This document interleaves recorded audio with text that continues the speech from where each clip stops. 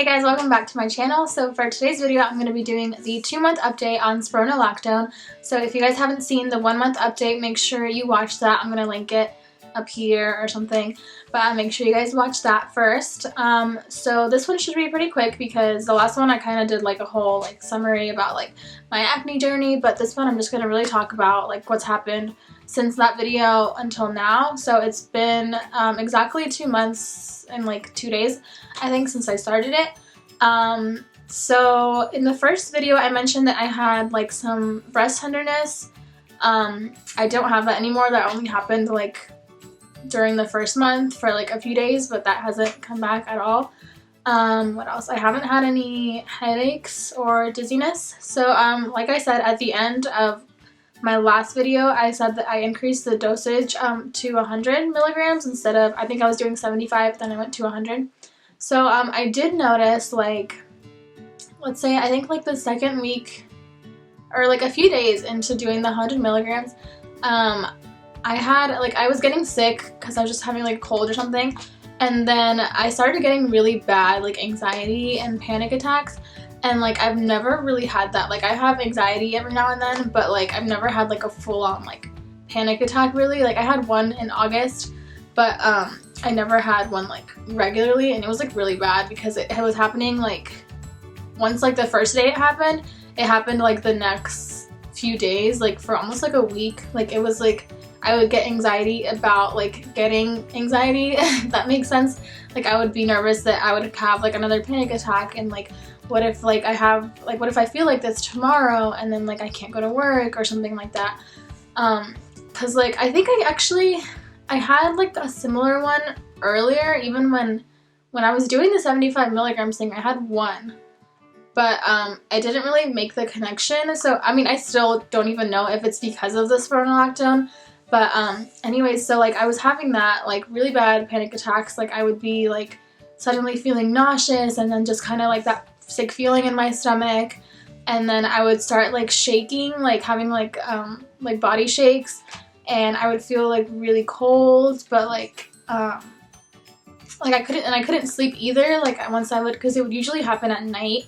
And then I would just start feeling that. I would be in bed, and then I would start feeling all panicky, and I'd be shaking and nauseous, and I would even I even threw up a couple of times. It was really bad, and it was really hard to get out of that feeling, that anxious feeling, oh my gosh, this feeling's never gonna go away. It's really the worst feeling I've ever felt. I just felt oh my gosh, how can I live like this, with this anxiety and with this panic. I don't want to be getting this down the road and stuff, especially if I was getting anxiety over nothing. It was literally it would just start happening over nothing, or it would be because I was anxious about getting anxiety or getting a panic attack that would affect me later. Because I think it was around Christmas Eve time, and so on Christmas Day I had one in the morning, and then I was supposed to work that evening, and I couldn't even go because I was I'm feeling really terrible right now, I can't. So I couldn't even go to work, and that's why I was kind of scared it's gonna affect my school and my work and stuff, and but yeah, so it was a really bad feeling. So the dermatologist never mentioned panic attacks or anxiety as a side effect of spironolactone, and I'm pretty sure it's not even listed as a side effect. But when I look it up online, you can look at patient reviews, and a few people did mention oh, I've had panic attacks never before, and they were just mentioning I've had really bad anxiety, really bad panic attacks, I've never felt like this. So I was reading those, and I was kind of worried, because there was kind of a lot of people saying that they were getting anxiety, but it was weird because it's not listed as a possible side effect. And then so I wasn't really sure. So I went to my primary care physician, and then even she looked it up, and she didn't see it as a side effect, so she figured it was fine. So I decided to just half the dose, because I figured that the 100 was probably too high for me. And then I asked my doctor, I was can I take less, because I just feel I really feel it was the spironolactone that was causing me to have that. It might not be, I don't know, it might just be how I am, I don't know. But ever since I went down to 50 milligrams instead, I haven't had any anxiety or panic attacks. So I'm kind of assuming that it was because of the spironolactone that I was having those side effects. But I don't know, I can't say for sure, and like everybody's journey is different and everybody's gonna have different side effects, but yeah, so I did that. So now I'm only gonna take 50, and she even said like 100 is kind of a lot to be taking, especially also because my blood pressure runs kind of like on the low side, and spironolactone is for blood pressure, so it can have like an effect in lowering your blood pressure. And like at times when I would check it, it would be kind of low. So she was like, yeah, like let's just do half, like we'll do 50 milligrams. So I only take 50 and I do it in the evening, and it's been working fine. I made that change about 2 weeks. I think it's gonna be like 2 weeks or 1.5 weeks since I've been doing 50 instead of 100 milligrams. And it's been fine. I haven't really had any breakouts like ever since I started. Overall my acne has like definitely improved.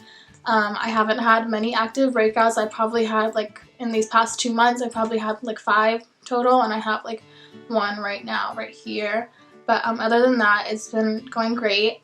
It definitely has been doing the job. That's why I didn't want to stop it. Like, even though I was having like terrible panic attacks and like anxiety, that like it was really bad. Like I hated feeling that way, and like, but I was also like, I don't want to stop taking spironolactone because like it's really helping my skin. And so I'm really glad that I kind of found like a midway point, like the right dosage for me that seems to be working right now. Hopefully it stays that way. I'll definitely update you guys on like the anxiety and panic attack thing in the 3-month update. But so as for side effects, the only thing that I would say is that anxiety and the panic attacks that I was getting when I increased the dosage. So I think that it probably has to do with like the dose being too high for me. I still can't say for certain that the anxiety and panic attacks were because of the spironolactone, but I'm pretty sure, like I just feel like my body's telling me like that it probably is because of that. So yeah, but that's not really like a common side effect, I guess, because it's not listed like on it or anything, but some people have had that, like when I look at patient reviews, like I said.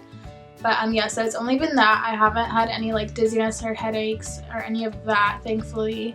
That's it, really. Everything else has been normal, so it's been going pretty well for me.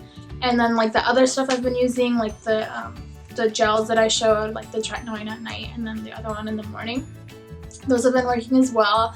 I definitely have noticed that my scars have been like going down a little bit. I know it's a long process like for scars to heal. But I've noticed like some of the ones down here, those have definitely improved.